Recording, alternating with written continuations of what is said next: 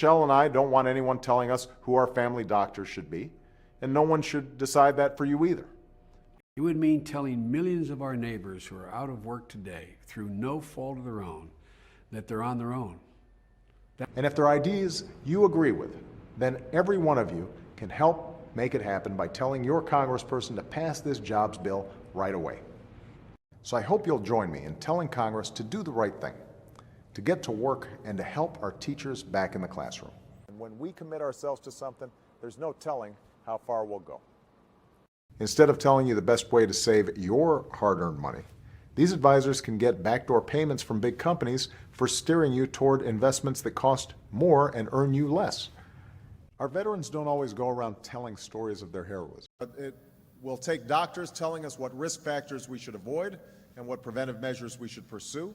I was telling these guys before, there are two kinds of guys in the world. Book Dreams for My Father, she is telling us a little bit about her own impressions and how It's a telling example. Even as this painful restructuring takes place in our auto industry, workers are seeking out training for new auto jobs. And it's about folks telling their life story the best way they know how. Stories of love and longing, hope and heartbreak, pride and pain. Stories that help us celebrate the good times and get over the bad times. Stories that are quintessentially American. Our operators, by the way, are telling us that we have literally tons of questions from people worried about keeping the care they have. I was just telling Jay, this is the first time I've been in a grocery store in a while. They are basically telling you what's covered and what's not.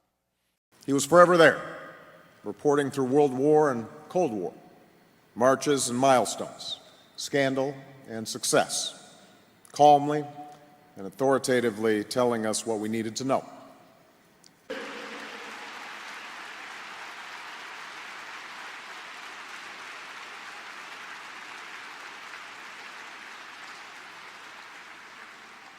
I know there are voices out there telling us we're moving too fast when it comes to health insurance reform.